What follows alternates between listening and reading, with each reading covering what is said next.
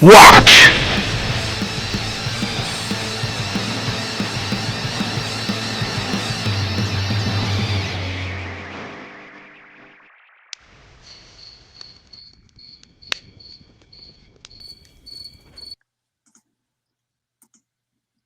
Hello. What is up? Well, thanks everyone to showing up to our second episode of the Second Watch, where Gary and I spend the evening discussing all things RPG. We're glad you're here and we hope you join the conversation. Gary, what's been going on, man? Man, all kinds of things, but as to what is pertinent to our stream and role-playing games, I got to play this week. In fact, we played last night. We did the fourth session of the row, which maybe we can talk about it, maybe not. I have mixed feelings about my performance. I feel really bad because Vendetta couldn't be there. Right. He was supposed to be a fairly integral part of the story. I had a whole thing kind of carved out for him. But since he didn't make it, it might be better. It might be better if just me and him do it. And there's a lot of secrets there. You know what I mean? It's a lot of, so it'll work out. But I had a great time, and other than that, not a lot, man. How's your week been going? Good. Yes, I was in the row last night, and last Saturday, and you shouldn't feel too bad if you were questioning your performance. Last Saturday, I had the second session of my in-person Forbidden Lands game, and it was the first real combat the players had. They finally left their village, and they stumbled upon something called the Blood Mist, which is like inherent in the lore. And inside the Blood Mist are these things called bloodlings. They're like these demonic creatures whose arms are shaped like swords, and they literally just spin around and they hack you to pieces. They're very, very tough. And as soon as I rolled that, I was like, it's like their first encounter. I was like, well, they're going to learn a very OSR lesson. Running is always an option. You know? Right, right. And the combat was a bit of a shit show because I discovered and was reminded that for every rule that this game has, there's like an exception, and then there's an exception to the exception. And like at one point, I actually had to retcon because someone died and they probably shouldn't have. You know what I mean? And I was just Hmm. like, my buddy was actually getting angry. He's like, "Well, that shouldn't have happened because this, that." And I'm like, you know what? We're still learning the game. I'm fine. You're still up. Let's figure it out. The funny thing was his backstory, along with this other guy's backstory, put them at odds. They ended up killing each other at the end of the session anyway, and they rolled up new characters. But it was a shit show of a session. But everyone had fun. Yeah, And all week I've been getting texts like, "Hey, where can we find the book? We want to buy the book. We want to dig into this." So nice. yeah. I think that's a good sign, because these guys have been playing a lot of 5e, and I'm the guy who's showing up with random games to play. Like, hey, why don't we try this? Let's try this other thing. Right. So yeah, the one time they wanted to get into like an OSR game, it was second edition, which is to me OSR light. You know what I mean? But Right, I'm right, I'm right, just happy right. to see them branching out and trying new You things. know, it's funny you mentioned 5e. I want to make sure I'm telling you the right thing here. Brian, our Brian, Yeah, uh, texted me earlier today to talk about some things. And I asked him, because the last game we played together, we were trying out Everyday Heroes, yeah, which is sort of modern 5e, I guess, or action movie 5e, whatever. And it was yeah. fun. It was whatever. Obviously, we're not playing it now, right?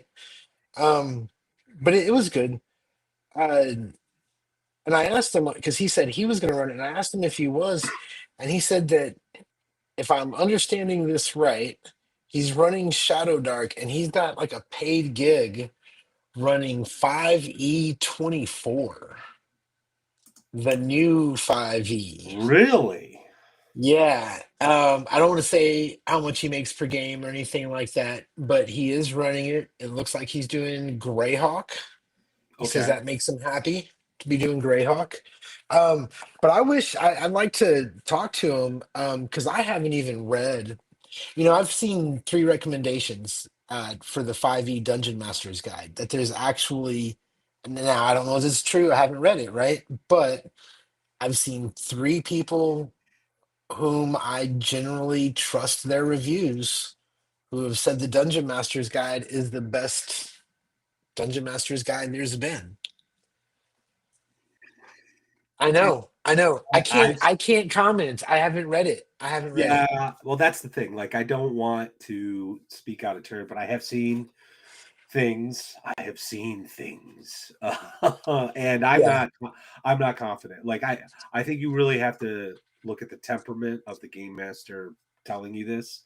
You know what I mean? Like, if right, it's full of, let's say, well, I'll use the phrase modern sensibilities. I know I'm not going to like it, and I know right. it's not going to be useful to me at all. But that being said, I'm That kind not. of brings us brings us to the topic at hand, modern sensibilities, right? Yeah, yeah, uh, yeah. So yeah, why don't we just get into it? So, Yeah, we can shit on Watsy all day. We don't need to go through that. That's and I uh, want to apologize because it would be very easy. There's no good reason for it. I can't back it up with data. It's just very easy for me to speak ill of them a lot. I'll stop. well, no, feel free to say what you want to say. You know what I mean? Like, Yeah. yeah, exactly, exactly. Oh, God. Yes, I don't want to exactly. be that podcast, guys. Okay, all right. Um, but all right, so some Twitter, X, the social media platform formerly known as Twitter. There was a couple of things that have happened. Well, one of it was primarily Twitter, the other was on YouTube, and that were kind of related. So there's this Christian author, best-selling author. I don't follow him, but he pops up on my feed a lot. His name's John Del Arraz, I believe, and he made this comment about a week ago, earlier this week, something like that, where he basically claimed a satanic panic was a psyop to make Christians look bad. And yeah, I'm not one to be snarky. I try to avoid that on Twitter. But Yeah, my instinct was I was like, dude, they don't need a whole lot of help to look bad at time. Especially in the right. '80s. My dad, uh, that's a good one. Ultra. I'll start Twix. I like it. But my dad used to refer to the 700 Club. I don't know if you remember that, Pat. What the hell was Yep. it? My dad That used to I refer to it could. as the Pass the Loot Club. Yeah. Um, but yeah, he got ratioed hard. Like, people were coming out of the woodwork. People I'd like never seen before um, talking about their experiences and whatnot, and then on the flip side, we had this random YouTuber. I guess he's been around for a little while, Crispy Tavern or something. Some young Yeah. guy, Pat Robertson. That's it. Pat Robertson. There you go. Thank you, Brian. Yeah, I remember that guy. Man, I also remember who was the other one. Tammy Faye Baker. You remember her? I have sinned Hmm. against you. Um, but which it got busted on all that tax fraud and shit. But anyway, Yeah. but anyway, this young guy, who's got a channel. I guess what he does is he digs through Reddit for like D&D or RPG horror stories, and he freaking pulls out a 7-year controversy about this book, this RPG module for Lamentations of the Flame Princess called Blood and the Chocolate by Kiel Chenier, and like no research was done. He Okay. just Yeah. was just so I Real don't know. I quick. say So I let's say start. Let's start with Satanic Panic because the whole blood and the chocolate thing is gonna get. I can sum up the Satanic Panic real quick. It happened. Um, I was there. I saw it. I lived in small town Texas, and I had an aunt and other friends who were. My aunt full on took all of my cousin's cool shit, like every album that was any good, role playing games, science fiction books. They went on a fire, surrounded by a bunch of other people who believe the same things. And it was a real thing, man. There were people, I mean, it even went so far. I remember people being sent to like a church boot camp at one point. Like if you were a bad kid, they sent you away to these Christian camps for like 9 months. uh, so the satanic panic was a very real thing.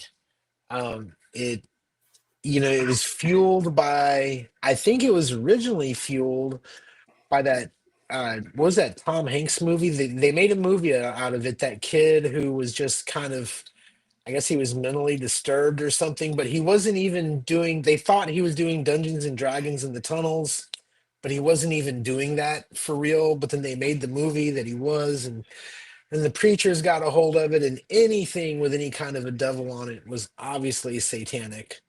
Um, Regardless of the fact that it's, the whole fight was good versus evil.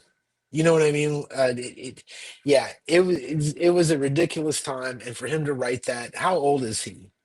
Oh, I Like, think I don't know him well. I'm assuming he's maybe our age, a little older. if he's our Um, age, then he's a liar. He's just a full-on liar or a propagandist, if I'm being polite. yeah, yeah. Um, Well, I yeah, remember. I was fortunate enough. My parents were sort of disillusioned with the church. I'm not going to get into that. where But uh, but yeah, so they were already kind of disillusioned with it. I remember my mom being like, look, giving me like this look, and I'm like, hey, mom, it's fine, it's just a game. And she was like, okay, cool, whatever. But I remember because they were really into watching 60 Minutes. That was like their thing, and we'd all right? sit and watch 60 Minutes. And I remember the episode where they talked to Gary Gygax, and I think Rob Kutz was there too. And they interviewed him, and they were like, "You're there's spells in here," Yeah. and like it was ridiculous. Well, there was a And big 2021 too. There was a 2020 thing, and it was all metal music. But when they flashed the art, it was all the art from D&D. yeah, And then they oh they yeah, didn't really mention D&D a lot, but they used the art from it, like in tying it in with all that stuff. well, and And that people forget. Sorry, I'm go ahead. I'm no, just no, it's fine. It's fine. It's fine. I was just gonna say, well, and the whole thing against D&D was also tied into heavy metal, and that was actually what my mom was more concerned about because like it's heavy metal. I mean, it's like hardcore. right. My my first concert would have been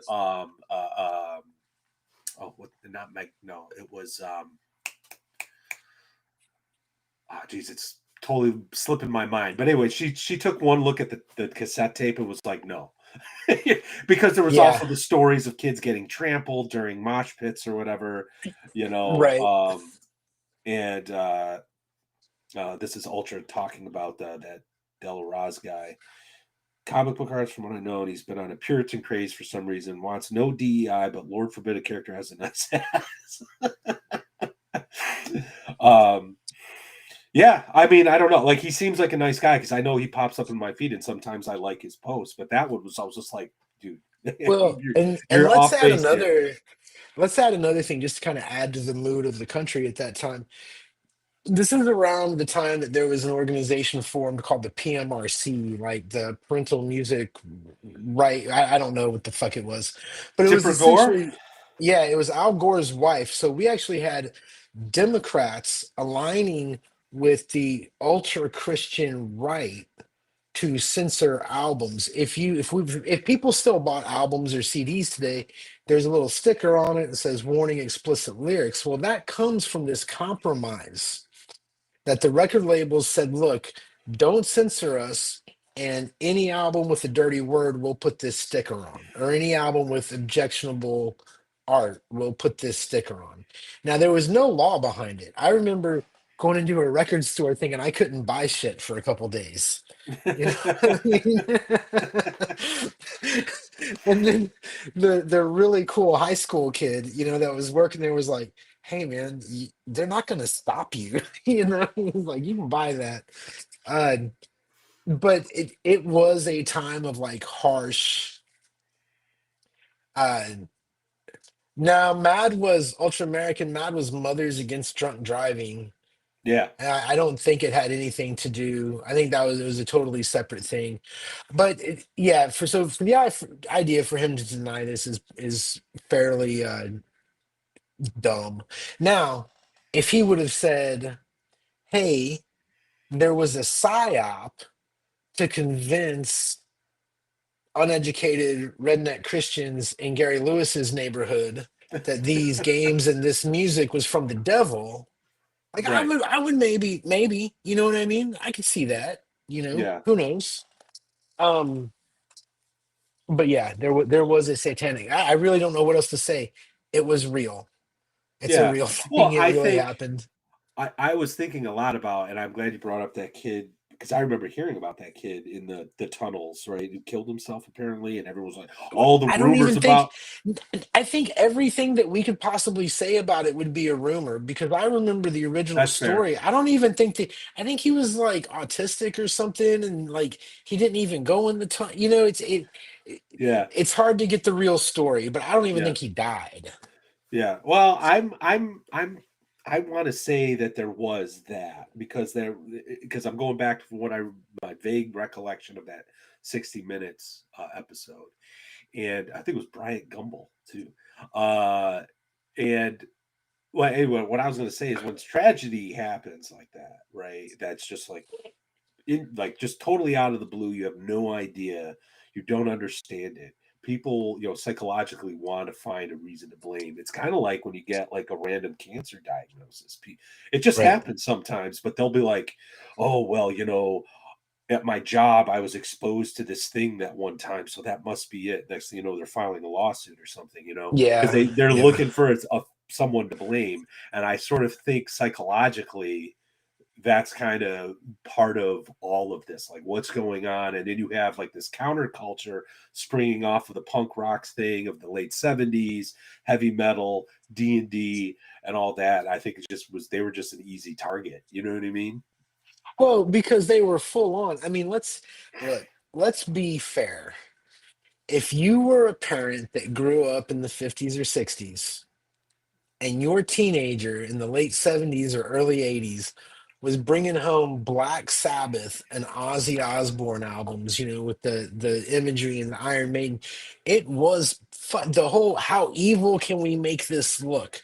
You know what Yeah. I mean? Let's not pretend like a lot of the metal bands didn't have less than half naked girls on everything, and that the songs weren't about drinking, doing drugs, Right. chasing women. You know what I mean? It was all of those things that are considered sinful, right?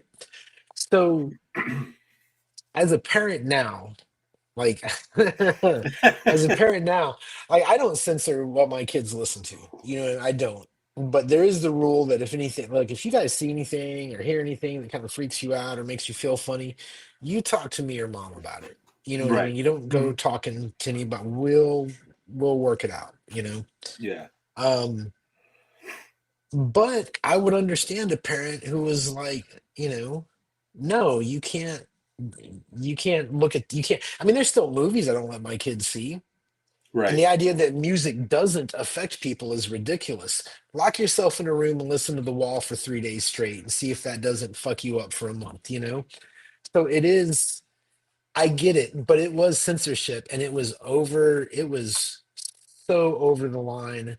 And those albums were dirty. It's an odd, they were, man, they were, dude. Go listen to a Wasp album from 1982. It was dirty. It was great, dude. It was great. well, There were horror movies in your ears. It was but the awesome. the first band that I ever got into was Twisted Sister. I was 5 or 6 years old, and I heard "We're Not Going to Take It," and I was like, "Boom!" And that pretty much formed my personality for the rest of my life. Yeah. But I mean, I remember the cover of "Stay Hungry." You had Dee Snider in like this weird drag It was with a it was drag, dude. Make no with mistake. with well, it was just weird looking though, you know what I mean? He was dragged but like weird, and then he had like this giant like meat bone, and he's like, Yeah. anyway. Um, No, and so anyway, just so you know, first off, Brian, you are correct. Pink Floyd albums, the actual albums, we would unfold them and look at them, still are among the best. I really, dude, I miss those days. And that makes me sound like an old man, but Hey, it Cyrus, was thanks for great. joining us. You just had like this great artwork everywhere. You know that you collected art as well as music. It was wonderful. Um, yeah, I don't think I have anything left on the Satanic Panic. It was real. It really happened. I'm not gonna try to. Um, I don't want to say that this guy's doing this for any reason other than he's got a blog and wants people to read it, or he made a video. Whoever the fuck this guy is, you know. Yeah, yeah. Um, I don't know what his motives are, but he's just wrong. He did the math wrong. Yeah, no, I So, agree. I 100% agree with you. Like I said, I was just like, I'm gonna scroll past this because this is ridiculous. But then he just got ratioed and like diversity and dragon style. Everyone, RPG Pundit did a whole video on like the history of the Satanic Panic. It was pretty funny, like the response from the industry. But Ultra uh, American says he loves classic rock, but his favorite band is Nickelback. And that makes me question just how ultra American he can be if his favorite band is those Canadian pussies. Anyway, all right. Moving on to the next subject. well, it related is It does relate. It does. because we're talking about censorship, right? Hmm. And in RPGs and whatnot. And so we have this video that drudged up this like 7 year controversy about Blood and Chocolate by Kiel Chenier. I think that's how you pronounce his last name. Right. And published by Lamentations of the Flame Princess. And so basically what happened was the book was published, and like a year later or so, either in 2017 or 2018, it won an Emmy by it's like popular choice, people's choice, or something like so. Basically, the people, um, the people voted and said they love Blood in the Chocolate. Okay, so for those of you who don't know what this is Lamentations module.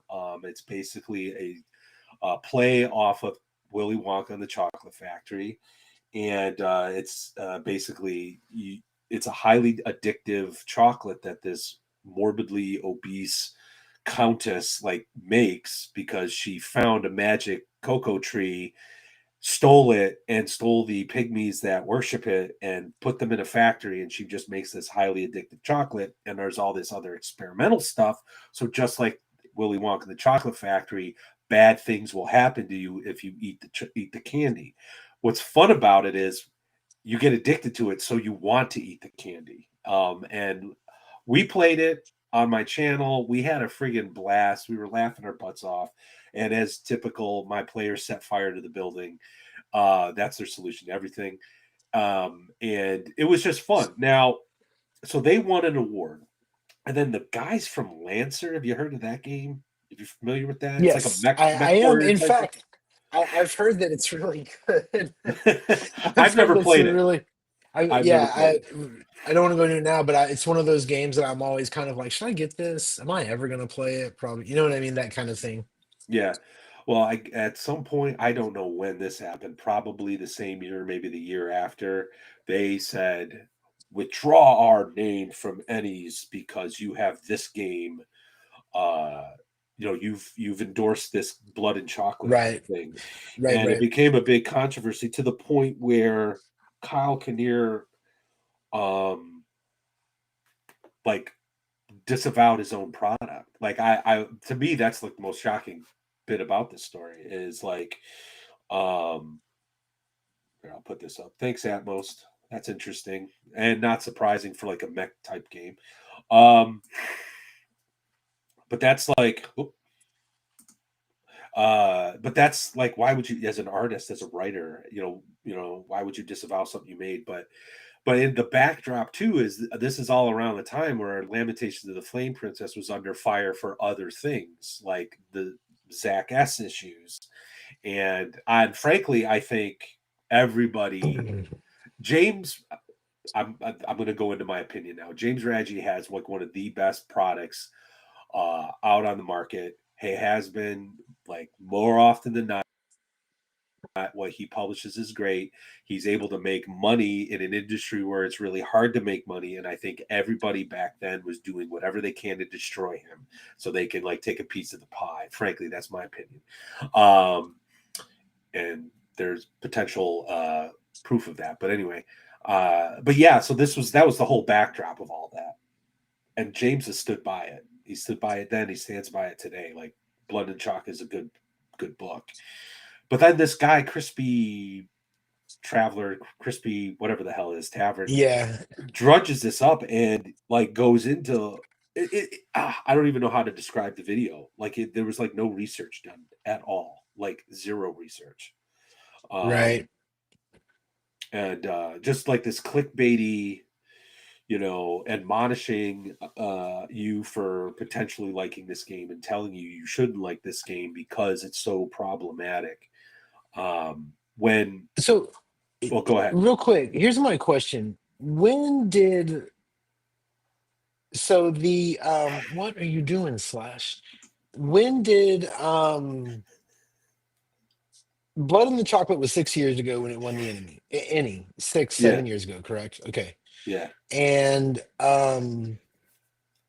when did Lancer, was that this year that Lancer withdrew their nomination, or was No, it was it I think it was a little while ago. I honestly, this a little while ago?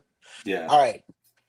So this subject is, first off, where do we start? Do we start with the guy? Sorry. It's all Do right. we start with the guy who made this video, or do we start with the actual arguments? If we start with the actual game, the whole thing with, I don't care that Lancer said take us off the list because you supported this game, right? If they think the game is racist or sexually violent or what have you, and they don't want to be on that thing, that's fine. I could care less. I think it's kind of telling that they made a big deal out of it, that they made it so public. But whatever, that let them. They need clicks too, I guess, right? So good for them. Um, I just, as we were talking, did a quick flip through of a PDF, and I have not read it, but I did watch the Questing Beast review of it that came out 6 years ago. And given recent history with videos that he allows to stay on his channel and not stay on his channel, I think we can all say that at that particular moment in time, nobody seemed real upset with Blood in the Chocolate. In fact, people seemed pretty pleased about it. The concept, I think, was to stay closer to the original books than it was. It's Willy Wonka and the Chocolate Factory, right? For D&D, correct? And Yeah, I think this guy's original idea was to stick closer to the books than to the movie, right? I don't see a problem with that. Although this is an older book, they are not Oompa Loompas, they are pygmies, yeah, right? And even in the original works, let's face it, back in the day, they didn't draw black folks favorably. And if you go look at the original Willy Wonka stuff, it's not a favorable depiction of a pygmy. Uh, I think it was standard. I think those kind of things were sort of just standard, everyday, modern thought on race that we find backwards nowadays, right? I don't think it was anything special for its time. I just think that's what they did back then. Um, there's also the thing where he brought up, I guess somebody gets chopped into pieces, and like if you have sex with it, you get some kind of reward, right? So yeah. you have this grotesque, like fresh corpse sex, Um, which is a which is a Tuesday for Lamentations of the Flame Princess. yeah. And here's the thing. I will go out on the limb. Here's what I'm gonna say. People should be able to create whatever the fuck it is they want to create, right? And the audience's reaction to that will tell you if you've gone too far. I'm not going to go out on a limb for this game simply because, Raji wasn't the one who wrote it. And the guy who did write it, according to this person's video, uh, he later disavowed it and won't allow it to be published anymore, right? So I'm not going to go out on a limb and be like, this isn't racist. I don't know if it's racist or not. Oh boy said he was trying to be edgy. That's exactly what, and we can get into this because this is the whole thing about the OSR that is just annoying as shit to me. Is this people trying to be edgy and push limits as the intent behind what they're doing, as opposed to, hey, I'm going to create this piece of art, and in this inspiration that I have, things might get a little fucked up. You know what I mean? Like, if that's where the art takes you, but I do feel like there's a lot of stuff that is there just to just to poke. You know what I mean? Just to poke and just to rile shit up. I do. Sorry, I don't think it's all honest. No, well, you're obviously entitled to your opinion. I'm a free speech absolutist. I mean, if you wanted to start talking about me Farag and the master race, I'd be happy to have that Well, conversation with you. no, no, no. But But here's another thing. But let me say this about Lamentations in particular. Like just talking about the Lamentations core book, right? I don't think he's trying to poke. no, no, he's not. I think that is art. I think that is a true representation of what he wants that game to be. That being said, my I don't even watch horror movies anymore. You know what I mean? Like I'm one of those old men that likes things. There's some of that art in the book that I think is just gorgeous. It's beautiful. And there's some that it's just a little too much for me. I still kind of think it's beautiful, but I don't want to, I just don't want to, you know what I mean? I don't want to go Yeah, there, right? yeah, So anyway, the whole thing, that guy should be able to write whatever he wants to write. The people voted on it. That's the way the innies are set up. yeah, Um, yeah. Well, I think. Well, so the first thing, and I just want to ultra ask the question about the shirtless video that James did in response to all this. By the way, that Gary, him didn't not shot. last week, didn't I say every time a Raji video comes on, all I think of is, dude, keep your shirt on, keep your shirt Yep, on. yep, yeah, you did. Um, and that's actually pretty tame. Like last year, 2 years ago, he did a whole series of videos of him running through the wherever it is Helsinki wilderness, butt naked in the snow. Um, that was I Anyway, think I saw that. Yeah. lamentations. Anyway, but I do. Yeah, we did watch that, and James was 100% spot on. Like, if you want to see creators who are about defending the creator, and they're like the integrity of the artists. James and Grim Jim, and I know I have some issues with Grim Jim politically, but like as a creator and as a defender of the arts, like I'm 100% on Right. his side. He and James Radji have been really good about this, and I think it's telling that they're also the ones that have been targeted by the Hmm. cancel culture types. But to talk about what you said about Lamentations and like the authenticity of the edge, this book was originally, as James says in his video, this is the most woke thing that came out that year because it was supposed to be a critique of capitalism and the exploitation of the poor through colonialism. That's what this was so. Right. And when I first read it, I was just like, "Oh, that's what this is about." While philosophically I might not agree with that worldview, this Right. is still done in such a great way that I don't feel like I'm getting preached at, and it's fun still. So you know what? I'm cool with it. You know what I mean? Do you think, So do I you, go ahead. sorry, I was going to ask, do you think that, oh, Chip, whatever his name is, do you think that maybe he just doesn't have a sense of irony? Do you think that could be the case? Like he just doesn't understand that type of just irony, You Hey, talk we're about gonna make crispy. fun of it.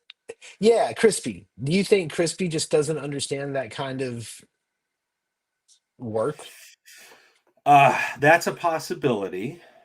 I think, and I actually think that's Do you indicative. And think I he's don't want. genuine? Actually, looking at his video list, do you think he's genuine enough to really give a fuck, or do you think he's going for clicks? Sorry. I was no. You know what? That's why, Gary. That's why we're friends. I'm trying to come up with like a nice, tactful, diplomatic way of saying something, and you just cut right through the bullshit. No, Yeah. I don't. Well, I mean, No, I he's just don't looking for because a fight, dude. no, That's he his is. He's channel. looking. He doesn't have. He needed obviously. He didn't have a recent Reddit controversy, which is surprising because it's fucking Reddit. Right. Um, and so he dredged up something from 7 years ago, and like, hey, let me tell you a story. F you. This is not worth bringing up and like slandering people again, and in sort of enforcing this sort of anti artist, anti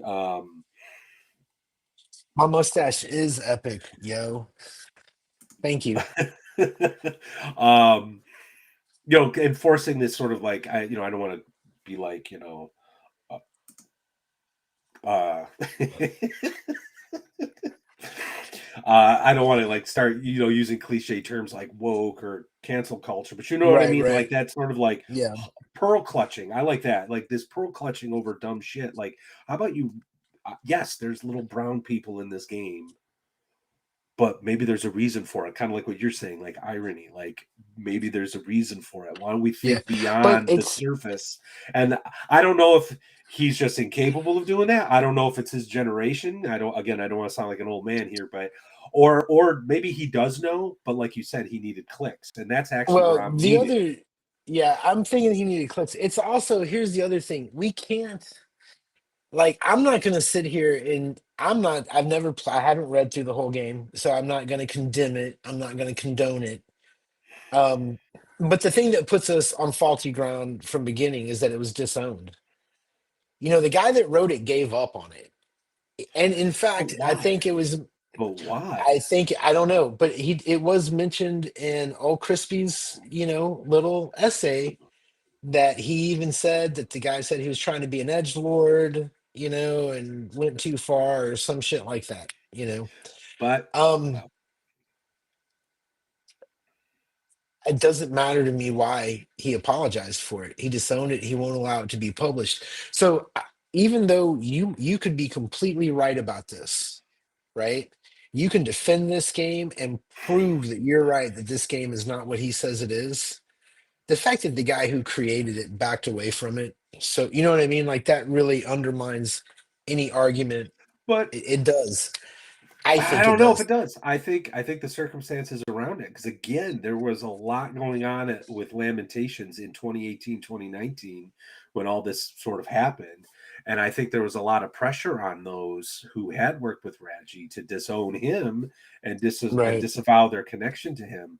I don't want to dredge up a lot Yeah, because, well, but Judge, everybody knows they're not watching this right now. Everybody knows you're talking about Raji and Zach Smith, and yeah, I don't know the actual charges, or if there were any charges. I think that's the whole point, is maybe there yeah, were there never were no charges. criminal charges. No, it was all, Evidently, somebody claimed he did some bad shit, yeah. bad enough for him to go to jail, but they never went to the police. Yeah, and So and he's been exonerated in court a couple of times too. he's been exonerated. There you go, and he's been exonerated. Okay. But like during that entire period, people were just like backing off and not wanting to work with James, and I sort of feel like that he in an industry where making money is like I've made tens of dollars. You know what I mean? With Right. the stuff Right. I've Right. done.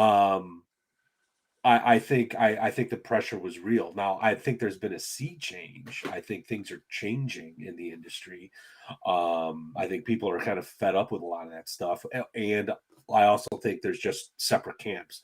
These people are talking with each other and playing their games, and these people are talking with each other playing their games, and very rarely do they intermingle, which may be a good thing. May I don't know, but I think back then it was a very different environment, and maybe he just felt he had to say that. I don't know.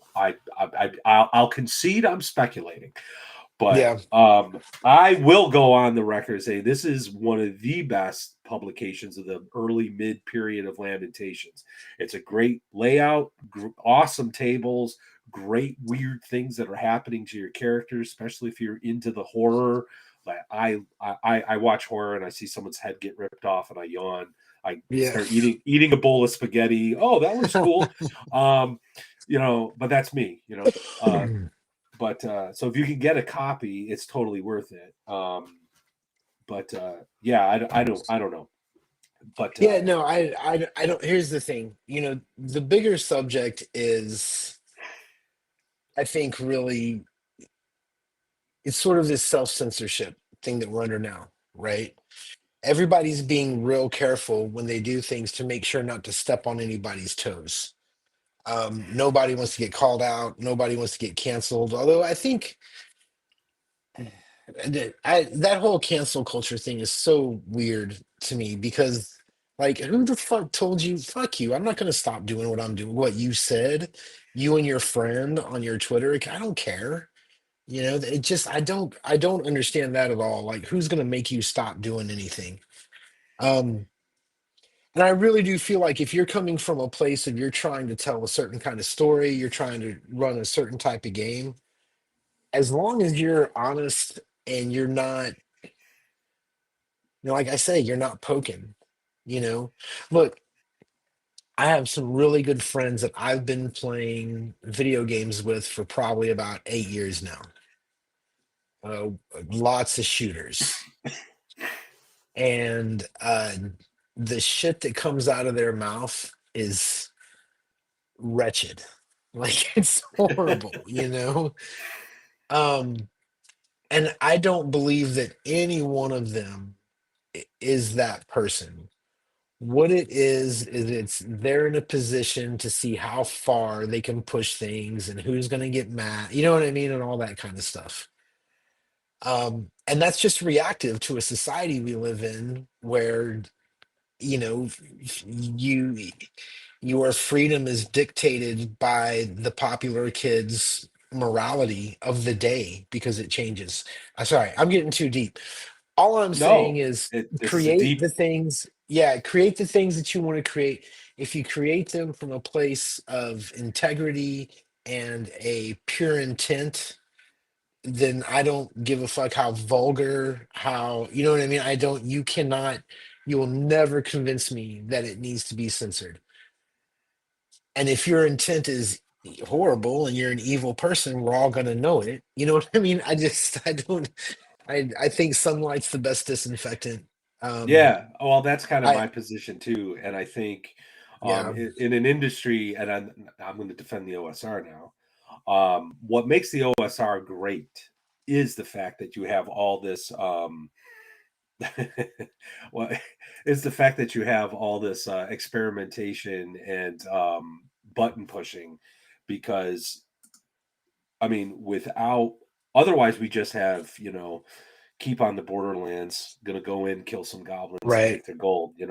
Um, the first time I read Carcosa, I was shocked, like because I was told, oh yeah, this is like it's got a warning on it, 18 and over. This is really dark and really, really heavy deep into the rituals of all these things. And I'm like, okay, I've read some Lamentation stuff, whatever, and then I picked right. it up, and it's a reprint. It was actually published before Lamentations, but then he reprinted it, and I started reading it, and I actually read the detail this guy went into, like these rituals to summon these demons, and I'm like, holy crap, the Satanic Panic was true. Yeah, it yeah, was yeah, it was yeah. like crazy, but you know what? I was like, this is pretty fucking badass. Like I felt like I had that Twisted Sister album. You know what I mean? I'm like, this is fucking Right, badass. I right. want to play this game.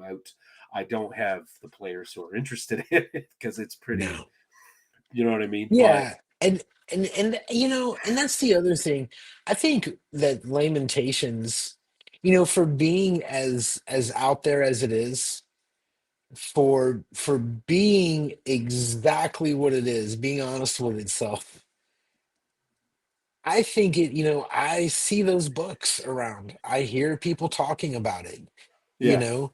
So I think when you're looking at like independent games, they're all kind of the same game to an extent, and really what sets it apart is the attitude and the setting and the art. The art is so important. Um, I think Lamentations has done a great job of cultivating the niche within the niche. You know, these are the guys that want to see the medieval vampire movies where there's tons of blood in the snow and, wolves and Valkyrie and just, badass heavy metal gory shit. And there is that audience for it. And they do a great job of serving that audience. I say Lamentations it can be a little too much, but it's really just the art side of it, the way it's not even all the art. It's in that core book. There's like one or two things where I'm like, not to, yeah, I'm good. But I would never be like, it shouldn't be printed. But then what is it? Frostbitten and Mutilated, which is, by Zach S. Uh, that entire book is brilliant. The Yeah, layout, the content, just if it was just typewritten, just the game you can get out of that book is incredible. And then the artwork is so representative. Like there's not one piece of art in that book, even when it gets kind of like some of the monsters are pretty rough, right? But there's not one piece of art in that book that doesn't fit that setting, that tone, that right. feel. Yeah, And if you're buying something that says Lamentations, I have to imagine you're not just stumbling across it at a fucking Barnes and Noble. You got to look for it. You know what you're looking for. Um, yeah, my big problem with this whole thing is really this crispy kid. Um, he look, I don't want to. I get it. Everybody needs to make a buck. Good on you. Go to work. But his whole channel is, I went and looked at it, and it's all this bullshit. It's all like TNZ Inside Edition for role playing games, where what he gets to do is find situations that are already over with, where people had an argument about something. He gets to look at the winning side, then go over the argument again, picking the winning side and being a snarky little shit about it. You know, yeah. dude, this dude, he doesn't. Ah, he's probably had to shave a handful of times in his life.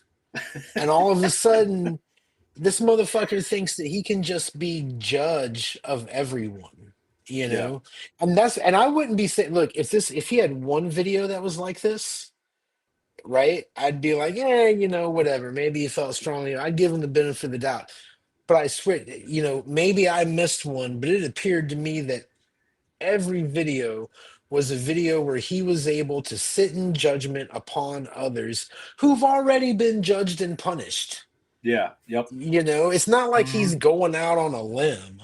Yeah, It's yeah, not like he's fine. Oh, you know what I saw? It's never his observations. It's recycled bullshit. yeah. You know. It's Now, low. as a person, yeah, I don't want to hurt his feelings. Go ahead. Sorry, No, you can hurt his feelings, and I think he's I enjoying just it. don't. I just don't. I just. It's It's just. I don't. it's yeah, it's low tier content, and I know that's rich coming from a guy who doesn't do any post production, but Word. Gotcha. but it is like I'm trying to like I like to think the content I create is like meaningful. Like that's why I do deep dives, and that's why I'm trying to do this live stream with you because I want people to hear a nice conversation and get like something, but and not like flashy graphics, like oh my god, look at the shiny thing, and that's kind of like what he does. And you're right, he just regurgitates. I don't know if you saw Grim Jim's response. So I. Yeah. James did like what James does, and he just like fuck you. I stand by this, and he defended the artist. What I loved about Grim Jim, this was like a 1-2 punch. Grim's like, I know James is going to say what he's going to say. I'm going to talk about this troll, and he just like laid it, Yeah. just lit up, and he brought up some stuff. Now I don't follow these people, but like he brought up something in dealing with Satine Phoenix that I guess this guy went into, and there was a lot of like abuse and things. Dude didn't even look into it. He just lambasted all this stuff that's been going on. And it's indicative. So, like, while I didn't see that video, but it's indicative of something. He doesn't do his research, and it's exactly what you said. He just reads from a Reddit thread. And I was And gonna say, isn't that like that video? I didn't watch the video, or maybe I did. Maybe that was the second video I watched where I decided fuck this guy. Um, because it was I want to say, like, wasn't that whole thing was like 3 or 4 years ago? And this he did this video like I could be wrong. I should check it out. But if it wasn't this year, he did it last year, yeah, it right? was it So was recent. it's a year's distance between this. Yeah. Um, I would not. I don't want to. I don't know what his channel is. I won't watch it when it comes back up in my feed. I do. He obviously. This guy has the drive to make videos that and to keep going because he's getting hits. I would encourage him to uh do more, talk about games more. Yeah, You know, yeah. talk Don't. about games more. Do more things that have to do with the game. Um, because the shit he's doing now is not going to get him anything but hated, and it's going to wear off. He may be getting a lot of clicks, but it can't. And like you said earlier, we have, these things go back and forth, and we're at a place right now where it is going back. Yeah, And it's fucking, you drive around Texas for a little while. You know what I'm saying? So I think he also, stands the risk of a, even if he never changes his mind. I think the way the country is going, there's a lot of people in the country who are changing the way they think. And even if they're not changing political parties or philosophies or religion, they are trying to get this type of left right cancellation bullshit out of their lives. yeah, I think it's yeah. I, what a dick. yeah. And so, in conclusion, what a dick. So in conclusion, Yeah. what a dick. Well, Uh, I'm gonna kind of jump off there. So, and not that I don't want to like make this entire chat session about the shitty aspects of the industry, but people have lamented, the industry being kind of toxic, and I have like my some of my observations. I came in 2020 after our podcast. I'm like, well, I'm going to jump on Twitter and I'm going to try to do this thing. And on a personal level, one of the reasons why RPGs are so important to me is like all my lifelong friends have come from this hobby. I've made friends in other situations, but once those situations have sort of ended, we've gone our separate ways. Not, no ill will or anything like that. I wish like my buddies from school, all the best, but it's not the same that with someone I've gamed with. Like if we separate for a couple years and then meet back up, it's going to be like, hey, what's up? It's just like yesterday. So when I jumped on Twitter, I was like, hey, all right, I'm going to make some new friends. I'm going to be gaming and it's going to be awesome. And I was like, holy shit, everyone hates each other on Twitter, and especially in the gaming sphere. And uh, it's this like drive to make a quick buck that I think really, really fuels a lot of that. And I think that's one of the reasons why I really despise that Crispy Tavern and people like that.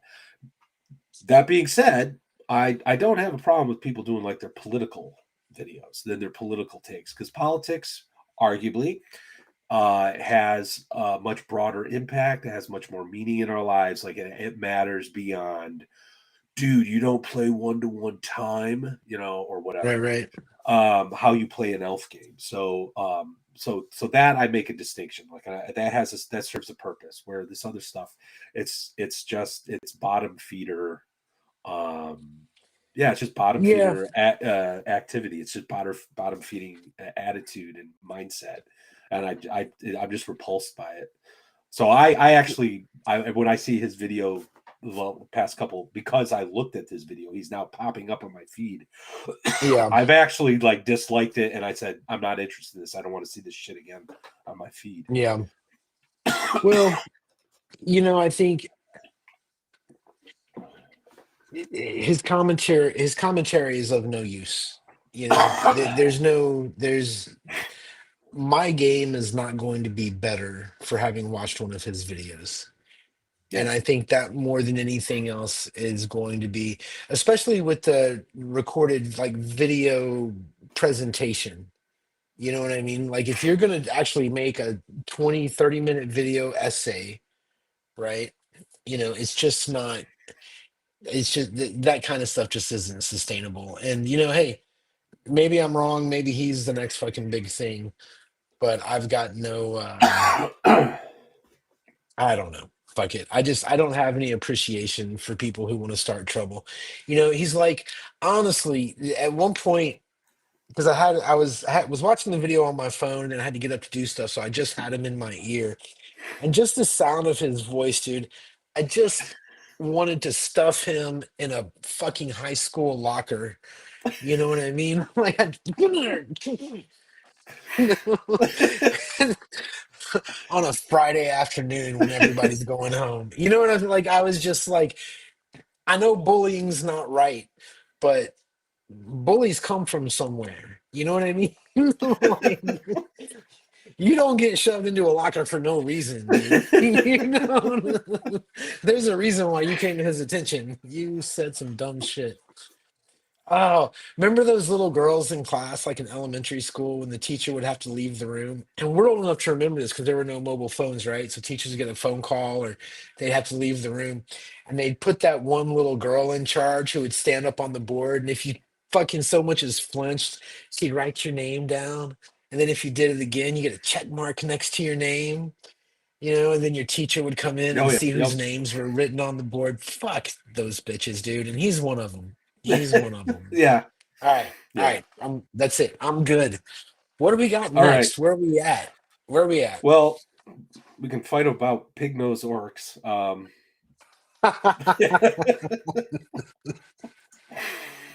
well, Oh, let's talk about like what we were talking a little bit at the beginning, because I think that's going to be more informative, because it's going to sure. be about improving people's games and making mistakes in game. You said something Uh, about earlier about how you felt about the row this past session. What was it? yeah. I'm curious. Real quick So, though, I want to say hello to Judd. Hey man, good to see you. what's up, guys? Um, so there's a few things, man. I mm, there is so when I was putting things together, right? I kind of saw this as sort of a mystery, and I wanted I didn't want it just to be a hunt for the MacGuffin. Hmm. I wanted you to discover that there was a MacGuffin, right? Yeah. What is, the whole thing, okay? And I created a lot of NPCs, but I only create NPCs for a purpose, right? Like I don't know maybe where they're going to be in the story or when they're going to come up in game, but they have a purpose in this world. I need this person in my world. Somebody's going to ask for something.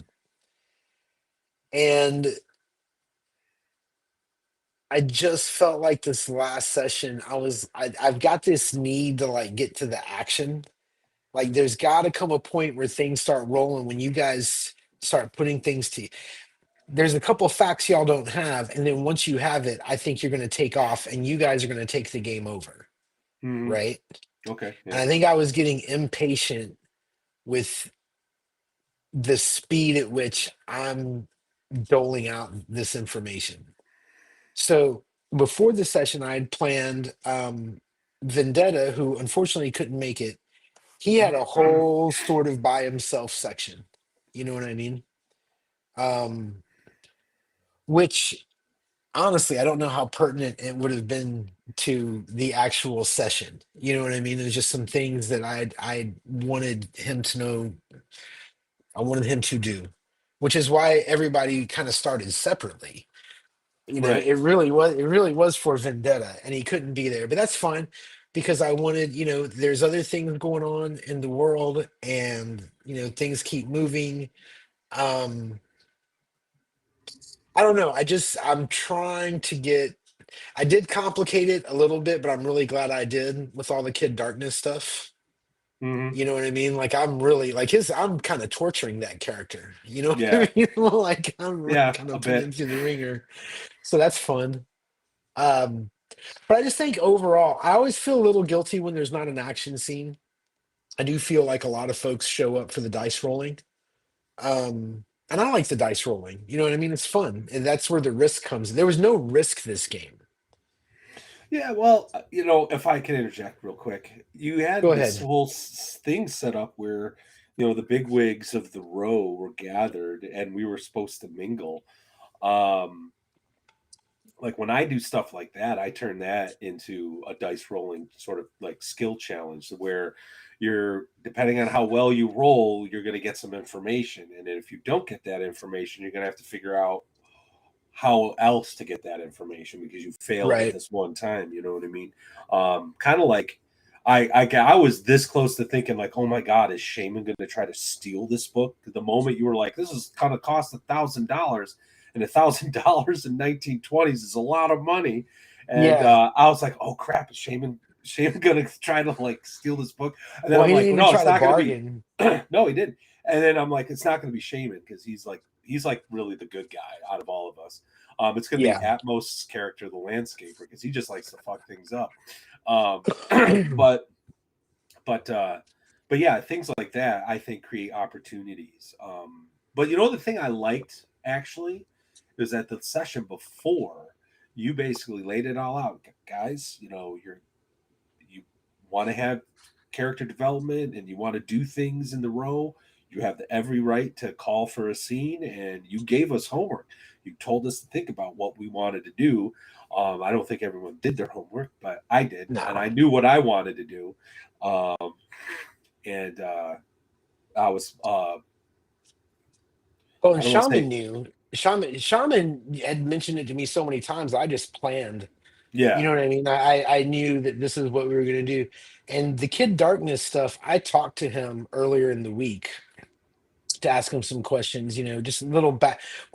Not to, here's the thing, I didn't ask him about his backstory as much as we talked about his backstory, hmm, because I don't think any of you guys we've really fleshed out, yeah. you know. Um, yeah, I'm not really beating myself up, but there is a thing, there's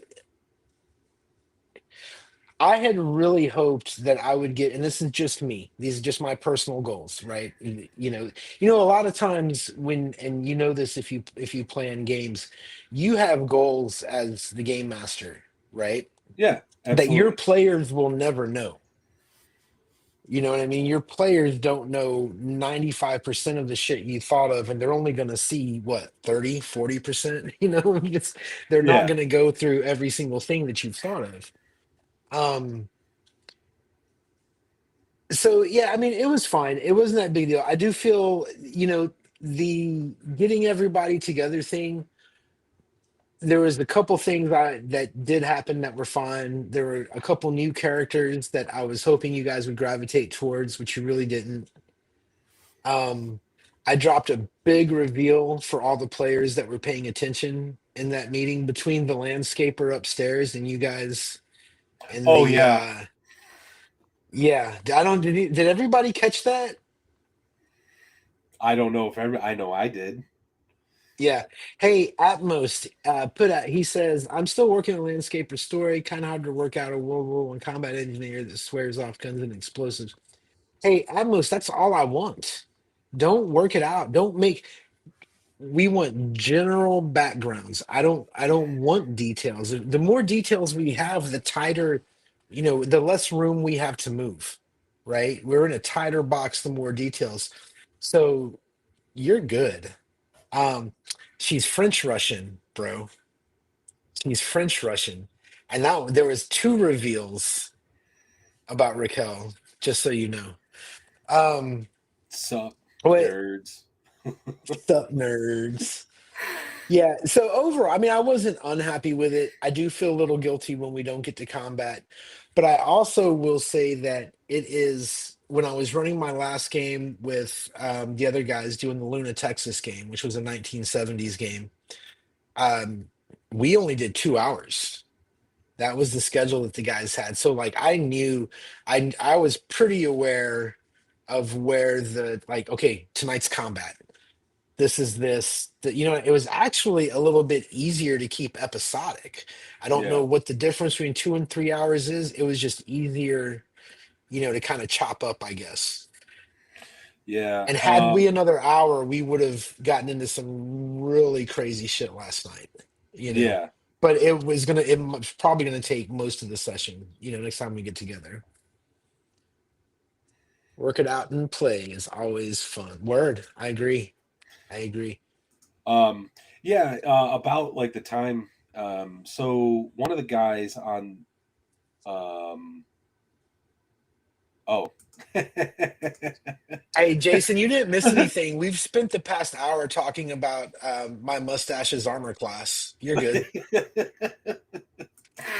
um, so one of the guys on my Discord and I met at the first VentureCon and who's been gaming in my Lamentations of Elemental Evil, Eric. He's been wanting to play Traveler or Hostile. It's the same Cepheus engine thing. So, and he ran a one shot at VentureCon last year, and it was a lot of fun. And so he finally put something together. The problem is, being a family man, the only time he has available is 10 o'clock Monday nights, and that's 11 o'clock for me. So I've been there. Yeah. we only play for like an hour, maybe 90 minutes. So I was sick earlier this week, so I missed that game. But what we've been kind of starting to fall into is we have one objective this hour. This is what we're going to try to get done. And then during that time, stuff happens. And then the next session, okay, now we're going to deal with this. So, and that's been kind of cool. Like there's something crazy going on in this planet involving some sort of alien bacteria that wants to get off the planet, and now Nice. our ship crash landed, and they've taken over the people there, and they're all willing to help us like fix our ship. And then my character just found out, like, oh shit, we can't let them fix the ship, you Yeah. know. Yeah. Yeah. So it's pretty cool. It's been fun, but I think that's a good way to do it. Just like that one thing, that one quick objective, and then all right, I'll see you next week. Mm, But I think yeah, no, I think that is a lot of fun. And as you were talking about that, this is kind of right now, we're like in mystery phase of this game, right? For the row. We're in the put the clues together and it's starting to come together. I think you guys are kind of getting a general idea of what's happening and what needs to happen. But I noticed the difference, when I would run a lot of Star Wars games. So let's say I'm running a Star Wars game where everybody's bounty hunters and Han Solos and shit like that, right? That game is really loose and it can wander sometimes. But if you play the Age of Rebellion game where everybody is a member of the rebellion and you give everybody objectives, these are your mission objectives. Here is your equipment, go. Those games just run. Because Yeah, there's no, you're not worrying about somebody's, fucking whatever happened here affecting this and that NPC and how do they feel about this NPC. It's good guys, bad guys, blow shit up, don't die, right. and it Yeah, makes yeah, it really nice, well, easier to run. So how many times do you think, well, let me ask you this. You've run mystery games before, right? Where there's yeah. a role playing game where there's a mystery to solve. Okay. Do you find it that you either get too procedural, where everything is kind of this clue leads to that clue, on the tracks to this clue to that clue, or there's good and bad for both, right? I mean, Um, I'm playing real loose, and it can be a struggle at times. yeah. Real quick, Dying Reed. Thanks for showing up, man. Nice to see you. Responsibilities. It sucks being a gamer and you're older with family and stuff.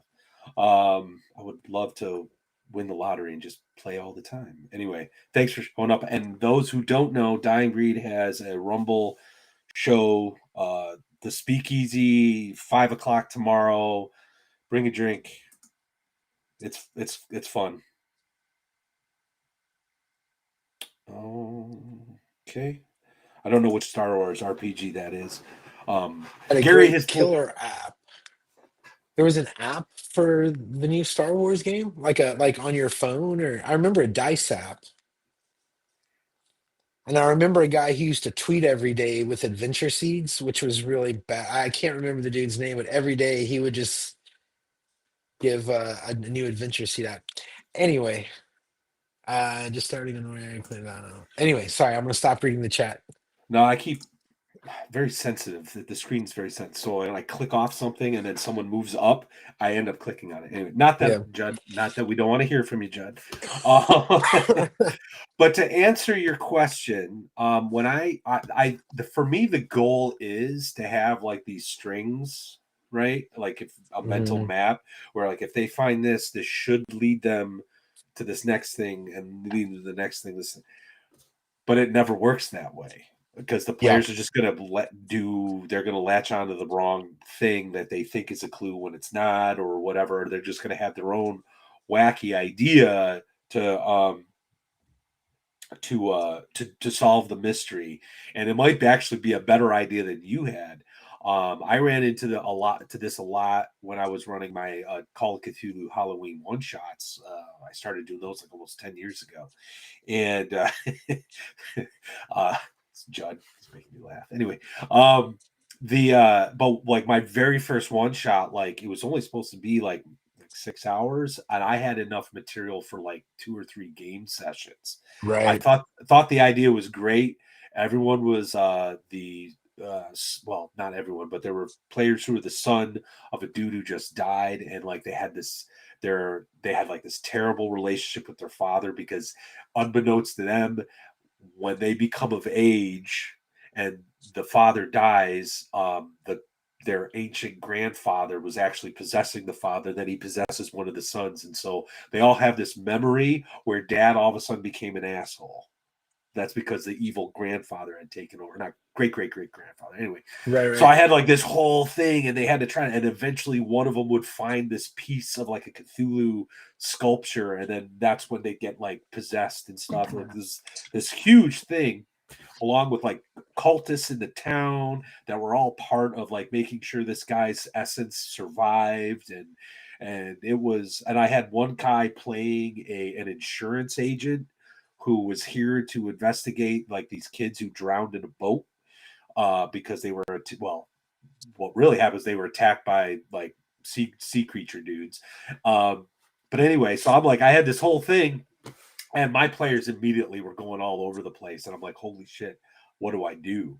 So I ended up just like moving clues around. Yeah. Instead of being over here, it's over here now, and then I ended up cutting out whole sections just to like keep the game moving because I think mysteries are tough. I'll be honest with you, unless you're like making everything relying upon a role, which I don't think is always a good thing. I think it's tough because you don't know what your players, and truth be told, your players might be smarter than you in some respects.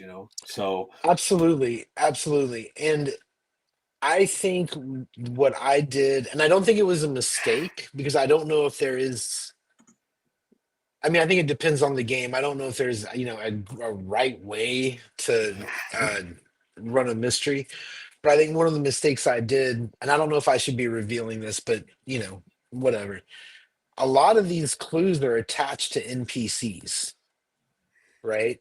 yeah, For me, if you're not dungeon delving or hex crawling or something like that, if you're playing a game that involves some kind of story, the story is really in the NPCs, in the setting, right? The setting in yeah, the NPCs. So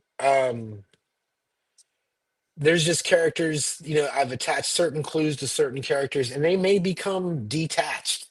You know what I mean? There are some logical places where they could go other, however. I don't really want to speed the game up. I just don't want anybody to get bored. That's the other thing about, you play a mystery and you're a GM and you're relying on, the world to go just right and all your players to be able to show up and da da da. And if you got to do this and you're relying on this player, but that player, has something come up or, there's a lot of moving pieces and I should have made it simpler and I'm not, you know. But at the same time, it's not that I want to speed up. I'm having a good time, but as a GM, you're always going to critique yourself. Oh And yeah, yeah, and sure. unfortunately, I have a brand new platform where I can critique myself in front of 12 of my closest friends, 13 now. Yeah, well, you actually had some new follower or whatever has been watching the row and just left a message on the second session. So Really I nice. know, yeah, yeah. He actually was last week on chatting with us last week on the second watch. Oh, L okay, Ed, I think cool. his name was. But yeah, I mysteries.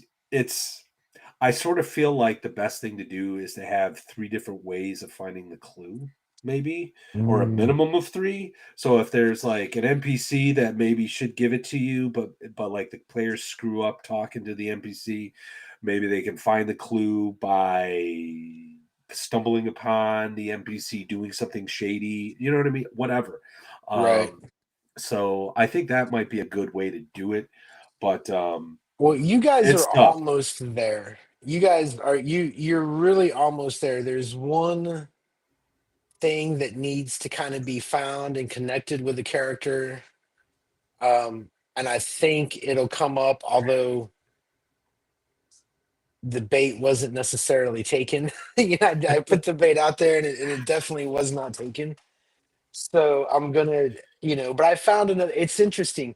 I had when Melkor decided that Shaman was gonna go to the roof and I have this tobacco and kind of meditate and try to, do this spirit chat with Dabbler. I was like, oh, this is great. Oh, I have this fucking clue that I haven't been able, you know what I mean? I was at the Yeah. very end. I was able to slide that in, and I heard you write it down, so that's good. Oh, Um, I have a couple theories. I have a couple theories about what's going on in the row, but you want to share them? no, I mean, I'm. I know what's happening. Well, I know you know, but I'm gonna wait till I need more evidence All before right. I test the hypothesis. But Speaking of which, as since we're real on to quick, it right now, go ahead. real I'm quick, I sorry. want to Dying Greed. You're 100% correct. The thing about running a mystery is keep all players' interactions relevant to the mystery, except for red herrings, and to make anything else irrelevant. I think that's 100% correct because if you go off on some tangent, inadvertently, players may think, "Oh, we're going shopping. Oh, this might be part of it, or whatever." You know what I mean? I think Mm-hmm. that's it's this the psychology of the player. Keep them their eye of Sauron right focused on what they're Right. supposed to be doing. So yeah, no, I think that's a great point. I agreed. Anyway, I'm I think sorry. Go that ahead. I think that is a good point, and I also would say that just to add to that, that is much more possible to do. Um,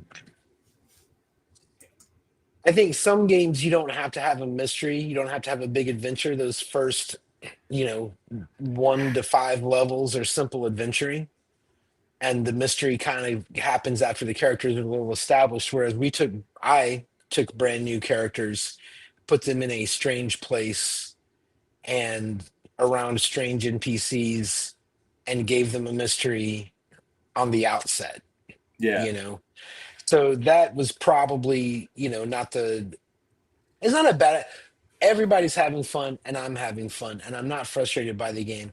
I think in my mind right now, I just want to make sure that everybody feels like they're moving. You know what I mean? Everybody feels like you say don't do anything but the mystery, but there is this kind of need for character arcs, right? yeah, yeah. Like you have But your overarching story, and then everybody kind of wants special shit for their character. And luckily that's not hard to think of. I've got it, not a big deal, but that's not centered on the mystery. Although Vendettas was.